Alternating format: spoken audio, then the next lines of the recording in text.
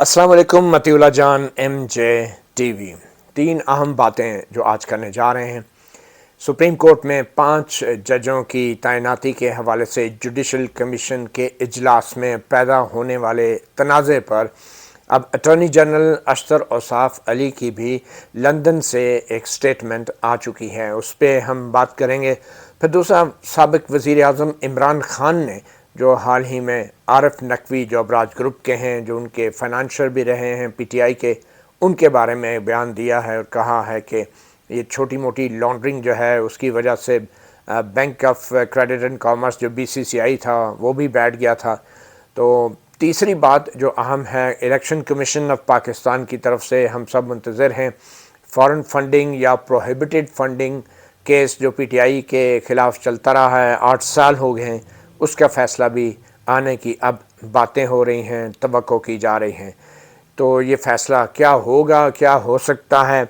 और क्या वजह है कि शायद इमरान खान के ख़िलाफ़ वो फ़ैसला ना आ सके जिसकी उनके सियासी मुखालफिन तवक्को कर रहे हैं। तो सबसे पहले तो बात करते हैं इन 5 जजों की जिनकी नामजदगी चीफ़ जस्टिस उमर अताब बंदयाल की तरफ से हुई थी। और एक दिन पहले ही जुडिशल कमीशन के इजलास से एक दिन पहले ही सुप्रीम कोर्ट से एक फ़ैसला आया था। पंजाब में वज़ीर आला परवेज़ इलाही को करार दे दिया गया था और हमज़ा शहबाज की वज़ारत आला को गैर आइनी करार दे दिया गया था। और उससे एक दिन पहले फुल कोर्ट की समाअत की दरख्वास्त जो कि चीफ़ मिनिस्टर हमज़ा शहबाज और नून लीग की तरफ से की गई थी, उस दरख्वास्त को मुस्तरद कर दिया था। और 3 जजों ने, chief justice Umar अताब Bandial, justice Ejazul Ehsan और जस्टिस मुनीब अख्तर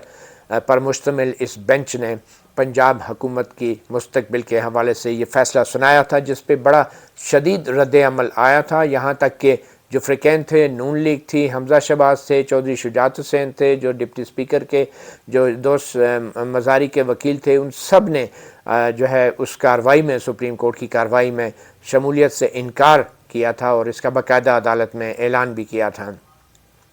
तो ऐसे एक तल्ख़ माहौल के 2 दिन बाद ही जब जुडिशल कमीशन का इजलास हुआ तो इस इजलास में जो जुडिशल कमीशन की जो तरकीब थी वो chief justice Umar अताब Bandial, justice Ejazul Ehsan, justice काजी फ़ाइज़ ईसा, जस्टिस सजाद अली शाह, जस्टिस सरदार तारिक मसूद और जस्टिस रिटायर्ड सरमद जलाल उस्मानी। तो ये तो जजेस हजरात थे जो कि 6 जजेस हजरात थे जिनकी तरफ से, और 9 कुल अरकान होते हैं। उन 6 के अलावा लॉ मिनिस्टर आज़म रशीद तारर, अटॉर्नी जनरल अशतर औसाफ अली जो लंदन से वीडियो लिंक पे थे,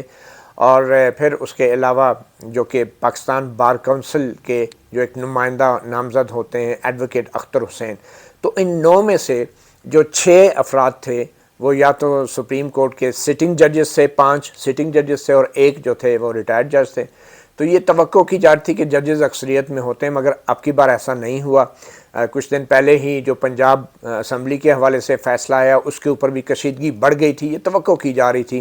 कि हुकूमत जो है वो उसमें भरपूर अंदाज से चीफ़ जस्टिस उमर अताब बंदयाल के नामज़द करदा 5 जजों को मुस्तरद करेगी। मगर हुआ क्या, चीफ़ जस्टिस उमर अताब बंदयाल की सरबराही में जुडिशल कमीशन का 9 अरकान का इजलास हुआ तो उसमें 5-4 की अक्सरियत हो गई उस ग्रुप की कि जो चीफ़ जस्टिस की इन नामज़दगियों के ख़िलाफ़ था। और उसमें जस्टिस काजी फ़ाइज़ ईसा, जस्टिस सरदार तारिक मसूद और अटॉर्नी जनरल, लॉ मिनिस्टर और अख्तर हुसैन एडवोकेट जो बार काउंसिल के नुमाइंदे हैं, ये 5, इन 5ओं ने सुप्रीम कोर्ट के चीफ़ जस्टिस उमर अताब बंदयाल के नामज़द करदा जो 5 जजेस थे उनकी अपनी तकरीरों में, अपने दलाइल में बाकायदा तौर पे उनकी जो नामज़दगी थी वो उससे एग्री नहीं किया और कहा कि सुप्रीम कोर्ट में उनकी तैनाती को हम मंजूर नहीं करते। अब हुआ क्या, ये पहली खबर ये आई कि जनाब मुस्तरद हो गए हैं चीफ़ जस्टिस उमर अताब बंदयाल के नाम 5-4 की अक्सरियत से। फिर सुप्रीम कोर्ट से प्रेस रिलीज़ आई और उसमें कहा गया कि मुस्तरद नहीं हुए, ये मामला मौखर कर दिया गया है क्योंकि 5 अफराद ने इसकी कहा था कि इसको मौखर कर दिया जाए इस मामले को। जब तनाज़ा बढ़ गया तो फिर जस्टिस काजी फ़ाइज़ ईसा की तरफ से एक नोट सामने आया जो व्हाट्सएप की सूरत में मुख्तलिफ़ सोर्सेस से میڈیا کو پہنچایا گیا اور اس نوٹ میں کہا گیا کہ یہ پانچوں نام مسترد کیے گئے ہیں 5-4 کی اکثریت سے۔ پھر سپریم کورٹ کی طرف سے جو پریس ریلیز آئی اس میں یہ کہا گیا کہ جناب یہ مسترد نہیں، ان پہ غور و خوض مؤخر ہو گیا ہے، ڈیفر ہو گیا ہے، کیونکہ اٹارنی جنرل نے بھی یہ کہا تھا کہ اس پہ مؤخر کر دیا جائے، تو کل 5 ہو جاتے ہیں، اکثریت سے اجلاس مؤخر ہو گیا۔ پھر جسٹس سردار طارق مسعود کا خط آیا، انہوں نے کہا یہ مؤخر نہیں ہوا، 5-4 کی اکثریت سے ہم نے یہ فیصلہ کیا تھا کہ ان 5 ناموں کو ہم منظور نہیں کریں گے، یعنی نامنظور کر دیے تھے۔ تو یہ تنازع ابھی چل رہا تھا کہ پھر اچانک ہی چیف جسٹس عمر عطا بندیال کی طرف سے جوڈیشل کمیشن کی جتنی بھی بحث تھی اس کی آڈیو ریکارڈنگ جو ہے سرکاری طور پہ سپریم کورٹ کی ویب سائٹ پہ جاری کر دی گئی، اور اس آڈیو ریکارڈنگ میں جو چیزیں سامنے آئی اس میں 2 طرح کی باتیں ہوئی۔ ساری نظریں اب اٹارنی جنرل کی طرف سے تھی، کیونکہ اٹارنی جنرل پر تھی اشتر اوصاف علی، کیونکہ ان کے بارے میں چیف جسٹس عمر عطا بندیال نے پریس ریلیز میں دعویٰ کیا تھا کہ انہوں نے اجلاس مؤخر کرنے کی بات کی ہے۔ تو بظاہر تو اٹارنی جنرل جو تھے انہوں نے جسٹس سردار طارق مسعود کی جتنے بھی باتیں تھیں ان سب کی مکمل حمایت کی۔ جو آڈیو ٹیپ آئی تفصیلی کارروائی کی اس میں اٹارنی جنرل حمایت کر رہے تھے، مگر ساتھ ہی اٹارنی جنرل یہ بھی کہہ رہے تھے کہ جب تک کوئی قواعد نہیں بن جاتے ان معاملات کو مؤخر کر دیا جائے۔ تو اٹارنی جنرل اشتر اوصاف علی جو ہیں وہ 2 باتیں کر رہے ہیں جو ریکارڈنگ میں بھی سامنے آئی، اور انہی 2 باتوں میں وہ یہ بھی کہہ رہے ہیں کہ جسٹس سردار طارق مسعود جنہوں نے واضح طور پہ اپنی اس ریکارڈنگ کے مطابق، انہوں نے ریکارڈنگ میں بھی کہہ رہے ہیں کہ وہ 5 نام سینیورٹی کے اصول کے خلاف ہیں، ان کو تعینات نہیں کیا جا سکتا، اس کو بھی سپورٹ کر رہے ہیں اٹارنی جنرل اشتر اوصاف، اور پھر وہ خود یہ کہہ رہے ہیں کہ جب تک تو اٹارنی جنرل اشتر اوصاف بظاہر 2 کشتیوں کے سوار لگتے تھے، اور جس کا فائدہ چیف جسٹس عمر عطا بندیال نے اٹھایا، انہوں نے کہا کہ 5 بندوں نے کہا اس کو مؤخر کر دیں۔ اب اٹارنی جنرل اشتر اوصاف علی نے آج پھر ایک تحریری بیان، بلکہ لیٹ نائٹ کل رات کو ہی ایک تحریری بیان جاری کیا، اس کے اندر بھی اشتر اوصاف علی ایڈوکیٹ جو اٹارنی جنرل ہیں حکومت کے، ان کا پیرا 2 میں انہوں نے بات کی۔ انہوں نے کہا کہ میں نے 28 جولائی 2022 کے جوڈیشل کمیشن کے جو معزز اراکین ہیں ان کے سامنے کچھ تجاویز رکھی، میں نے تعریف کی، اور جسٹس سردار طارق مسعود کی جو محنت تھی اور انہوں نے جس محنت سے وہ تمام باتیں کی تھی، اور ان میں انہوں نے کہا تھا کہ 5 نامزدگیاں منظور نہیں ہیں، تو اٹارنی جنرل اشتر صاحب کہتے ہیں میں نے ان کے ہارڈ ورک کی تعریف کی تھی جسٹس سردار طارق مسعود کی، اور ان کے موقف کو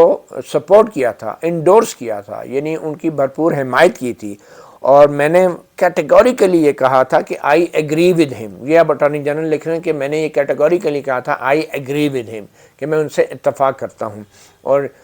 یہ اشتر اوصاف علی صاحب اب اس تحریری بیان میں جو رات کو جاری ہوئے ان کہا کہ میں جسٹس سردار طارق مسعود کے بیان سے میں نے واضح طور پہ کہا تھا اپنی جو کارروائی تھی جو آڈیو کے مطابق میں ان سے ایگری کرتا ہوں۔ ایگری سے مراد یہ ہے کہ وہ 5 نام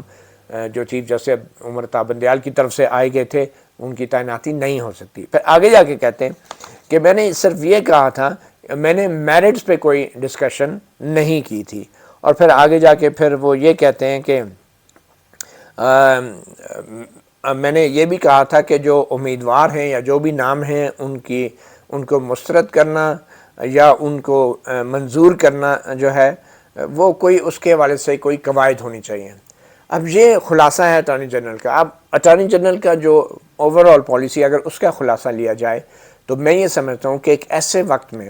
جب ایڈوکیٹ اشتر اوصاف اٹارنی جنرل فار پاکستان کو ایک ٹھوس اور واضح موقف لینا چاہیے تھا، وہ ابھی بھی ٹھوس اور واضح موقف لینے کے لیے تیار نہیں ہیں، اور یہ شہباز شریف حکومت کے اٹارنی جنرل ہیں۔ اللہ تعالیٰ ان کو صحت دے، یہ لندن میں ہیں، ہم سب کی دعائیں ہیں، بہت اچھے وکیل ہیں، مگر یہ دو قسم کی باتیں جو کر رہے ہیں بطور ایک لائر، اگر وہ بھی اتنے ڈپلومیٹک ہو رہے ہیں تو اس کا مطلب ہے دال میں کچھ کالا ہے۔ اگر ایک اشتر اوصاف علی ایڈوکیٹ جیسا اٹارنی جنرل اگر واضح موقف نہیں لے پا رہا اور دونوں قسم کی باتیں کر رہے ہیں، اور اس تحریری بیان میں بھی انہوں نے یہ نہیں بتایا کہ ان کا ووٹ کس طرف تھا، یعنی کہ باقی تو 4 ججوں نے، جسٹس قاضی فائز عیسیٰ، جسٹس سردار طارق مسعود، لاء منسٹر اعظم نذیر تارڑ اور پھر ایڈوکیٹ اختر حسین، ان چاروں نے بڑا واضح موقف اپنایا کہ یہ نام منظور نہیں کیے جاتے، اور اٹارنی جنرل جو تھا ایک سوئنگ ووٹ تھا کہ جس طرف ان کا ووٹ جائے گا وہ چیز جو ہے وہ فیصلہ ہوگا کمیشن کا۔ مگر یہاں پہ اٹارنی جنرل نے بظاہر ان کو سمجھ نہیں آئی کہ انہوں نے چیف جسٹس عمر بندیال سے دوستی نبھانی ہے، یا پھر انہوں نے ان اسٹیبلشمنٹ کے حوالے سے بھی اپنے رابطے برقرار رکھنے ہیں جن کی وہ بطور وکیل نمائندگی کرتے رہے ہیں۔ اسلام آباد ہائی کورٹ میں ایک بڑا کیس ہے مونال کی پہاڑیوں کا، جو مارگلا کی پہاڑیاں ہیں جس میں فوج دعویٰ کر رہی ہے یہ ان کا ہے، تو ایڈوکیٹ اشتر اوصاف علی ان کے بھی وکالت کرتے رہے ہیں اٹارنی جنرل بننے سے پہلے، یا تو پھر ان کے ساتھ بھی رابطے برقرار رکھنے، یا پھر اپنی جو سیاسی جماعت ہے جنہوں نے ان کو اٹارنی جنرل بنایا اس کے ساتھ وفاداری کرنی ہے۔ تو اشتر اوصاف علی کچھ کنفیوز نظر آئے، اور بطور اتنے اچھے وکیل کے بھی وہ ٹھوس اور واضح موقف لینے سے قاصر ہیں، اور اس تحریری بیان میں بھی وہ یہ نہیں کہہ رہے کہ انہوں نے ان ناموں کو جو ہے نامنظور کیا تھا یا نہیں۔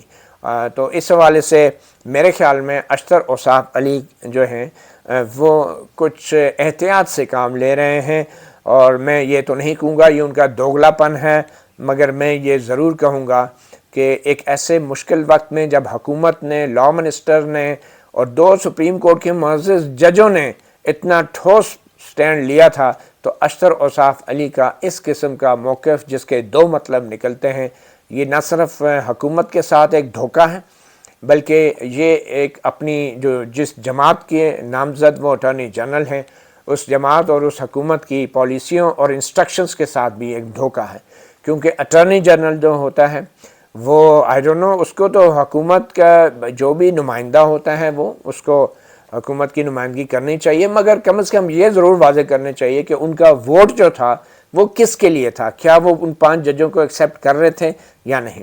اب یہ 5 ججز کون ہیں؟ یہ 5 ججز صرف چیف جسٹس عمر بندیال کے کوئی ذاتی وہ نہیں ہیں۔ مسئلہ یہ ہے کہ یہ وہ ججز ہیں جو کہ بطور ایک جونیئر جج جب اوپر سپریم کورٹ میں آئیں گے تو وہی کچھ کریں گے جو پہلے جونیئر جج سپریم کورٹ میں آ کے کر رہے ہیں اور ہماری نظروں کے سامنے ہیں۔ ان میں جسٹس منیب اختر کو دیکھ لیں، جونیئر ججز، جونیئر موسٹ جج تھے، پھر جسٹس محمد علی مظہر کو دیکھ لیں، جونیئر جج تھے، تو یہ اب جو آ کے کر رہے ہیں، تو اس سے ایک تاثر یہ ملتا ہے ہائی کورٹ کے ججوں میں جو جونیئر ہوتے ہیں کہ یار کسی کو خوش کریں گے تو ہماری باری بھی آ جائے گی۔ جب آپ ایک سینیورٹی کے اصول طے کر لیتے ہیں تو پھر ججوں کو پتہ ہوتا ہے کہ جب ان کی باری آئے گی تو آئے گی، اس لیے کسی کو خوش کرنے کا فائدہ نہیں ہے۔ تو چیف جسٹس عمر بندیال جو سینیورٹی کے اصول کی خلاف ورزی کرتے ہوئے جونیئر ججز کو اوپر لا رہے ہیں، یا ان سے پہلے جو chief justice Gulzar Ahmed junior ججز کو اوپر لا رہے تھے، یہ ایک واضح پیغام تھا کہ جب آپ ہماری بات مانیں گے تو آپ اوپر آئیں گے، ورنہ پھر نہیں آئیں گے۔ تو یہ ایک بڑی بدقسمتی کی بات ہے، اور یہ بھی ایک تاثر عام ہے کہ اسٹیبلشمنٹ بھی ایسے کمزور لوگوں کو سپریم کورٹ میں بطور جج لانا چاہتی ہے کہ جو احسان مند ہوں، اور جو اگلے 10-15 سال کے دوران جب بھی فل کورٹ ہو، کوئی کسی جج کو نکالنے کا معاملہ ہو اور کوئی آئینی درخواستیں آئی ہوں، تو اس میں وہ اسٹیبلشمنٹ کا نہ صرف یہ کہ دفاع کر سکیں بلکہ اسٹیبلشمنٹ کے موقف کو بھی آگے بڑھا سکیں، اور یہ چیز ہم دیکھ رہے ہیں جو ابھی ہمیں نظر آ رہی ہیں۔ تو اس لیے چیف جسٹس عمر بندیال جو ہیں وہ انسسٹ کر رہے ہیں کہ یہ 5 لوگ آنے چاہیے، اور سینیارٹی کے اصول جو ہے وہ اس پہ راضی نہیں ہو رہے ہیں۔ اب دوبارہ یہ ججز دوبارہ زیر غور آ سکتے ہیں یا نہیں، اب ظاہری بات ہے۔ اٹارنی جنرل اشتر اوصاف کا شکریہ، جو تھے تو حکومت کے اٹارنی جنرل، مگر انہوں نے یہ جو دوگلی قسم کی بات کی ہے کہ میں تو جسٹس طارق مسعود کو بھی سپورٹ کر رہا تھا، مگر میں نے رولز کا بھی کہا تھا، تو اس کا وجہ سے اب وہ قانونی طور پہ جو چیف جسٹس عمر بندیال کا جو ڈیسیژن آیا ہے کہ وہ مؤخر ہو گیا ہے، تو تکنیکی اعتبار سے جو ہے اب کیونکہ ان کے نام مسترد نہیں ہوئے، تو دوبارہ بھی کسی وقت بھی چیف جسٹس عمر بندیال جو ہیں وہ ان 5 نام کو اگلے کسی اجلاس میں بھی لا سکتے ہیں، اور 14 اگست سے پہلے اگر دوبارہ اجلاس بلایا جاتا ہے تو جسٹس سجاد علی شاہ کی حمایت چیف جسٹس عمر عطا بندیال کے ساتھ ہوگی، کیونکہ وہ 14 اگست کو ریٹائر ہو رہے ہیں جسٹس سجاد علی شاہ۔ تو جسٹس سجاد علی شاہ، جسٹس سجاد الحسن، عمر عطا بندیال، جسٹس سرمد جلال عثمانی، یہ چار جو ہیں یہ ابھی ان کو یہ اکٹھے ہیں اس معاملے پہ، اور اگر آئندہ 14 اگست سے پہلے اجلاس بلایا جاتا ہے تو جسٹس سجاد علی شاہ کی ووٹ کے ساتھ ان کو صرف ایک ووٹ اور چاہیے۔ اب معلوم نہیں جو اٹارنی جنرل استعفیٰ دیتے ہیں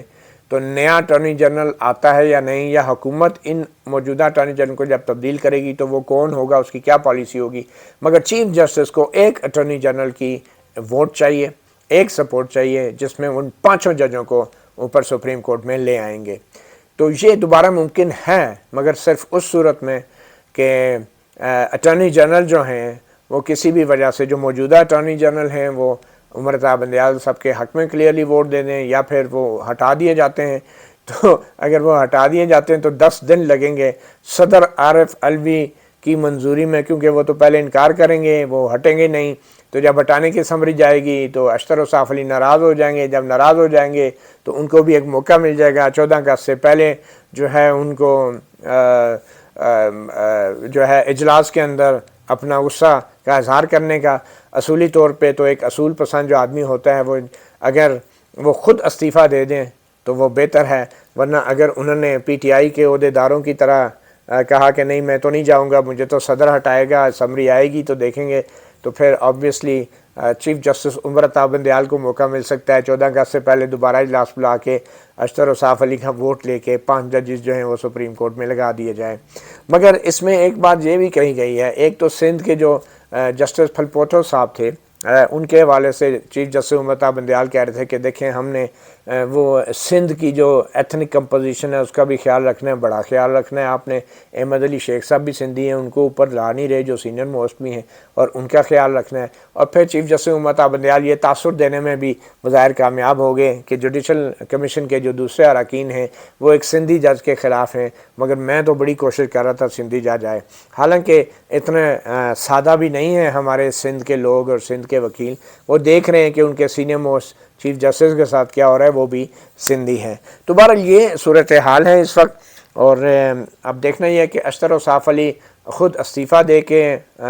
شرافت کے ساتھ چلے جاتے ہیں یا نہیں، کیونکہ انہوں نے بالکل میں سمجھتا ہوں حکومت کے ساتھ ایک دغا کیا ہے اور واضح پوزیشن نہیں لی، جس کا فائدہ چیف جسٹس عمر عطا بندیال نے اٹھایا ہے اور کہا ہے کہ 5 لوگوں کا یہ موقف تھا۔ حالانکہ اجلاس کے اندر جو آڈیو ریکارڈنگ ہے اس کے اندر بھی انہوں نے پوچھا نہیں،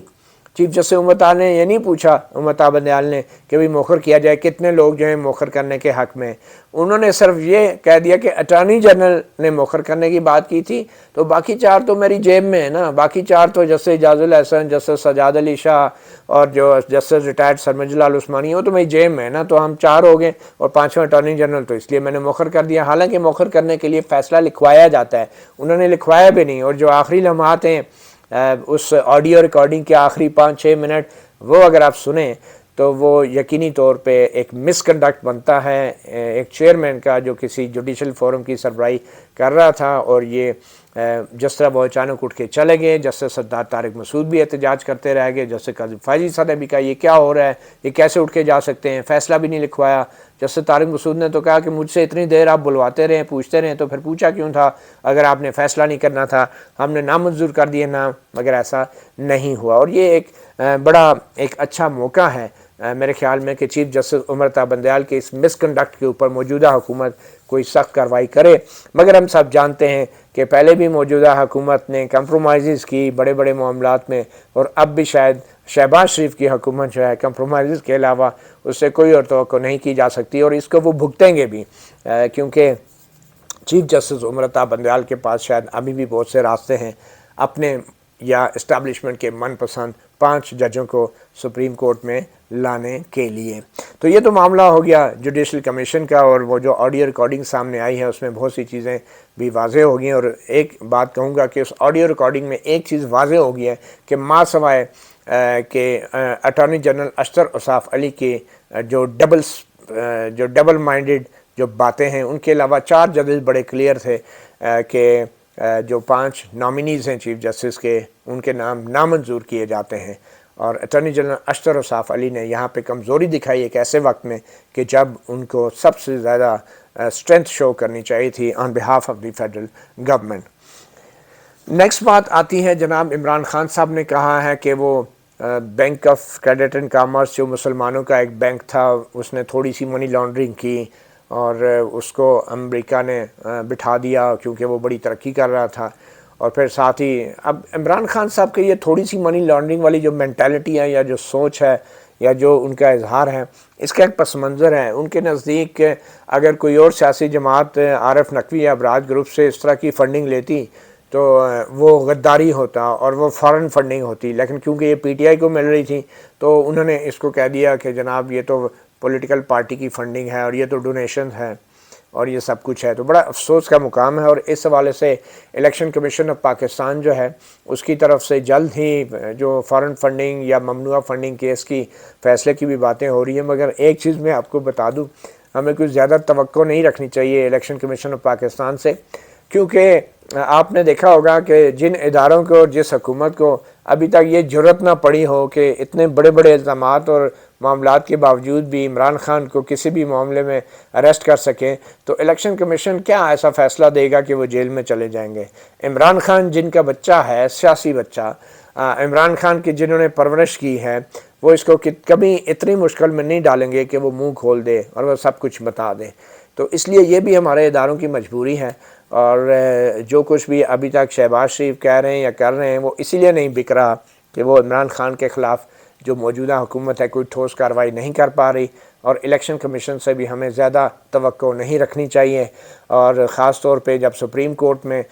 جو ہے ہر گھڑی تیار کامران کچھ لوگ بیٹھے ہیں فوری طور پہ ہم خیال بینچ بنانے کے لیے، تو پھر الیکشن کمیشن جو بھی فیصلہ کرے گا اس کو سنبھالنا پھر جو ہے وہ ہم خیال بینچ کا ہی کام ہوگا۔ تو اس لیے زیادہ ہمیں توقعات نہیں رکھنا چاہیے۔ اس سے پہلے بھی پی ٹی آئی پہ بڑے سنگین الزامات لگے، ڈسکا کا جو الیکشن ہوا تھا 20 پریزائڈنگ افسر اغوا ہوئے تھے، اتنا بڑا سانحہ تھا، اس کی انکوائری الیکشن کمیشن نے نیم دلانہ انداز سے وہ انکوائری شروع کی، سال بعد جا کے انکوائری کے لیے لیٹر بھیجے، اور ان کو لاہور ہائی کورٹ کے ایک جج جسٹس شجاعت علی خان نے ان کو پہلے سٹے کر دیا، اور پھر اگلی دفعہ جب سٹے کنفرمیشن کے لیے گئے تو جج صاحب چھٹی پہ چلے گئے، اور اب وہ آپ یقین کریں کہ ہائی کورٹ نے انکوائری سے ہی روک دیا ہے، اور الیکشن کمیشن کہتے ہیں ہمارے تو ہاتھ بندھے ہوئے ہیں۔ اب پتہ نہیں انکوائری سے کیسے ہاتھ بندھے ہوئے ہیں۔ بہرحال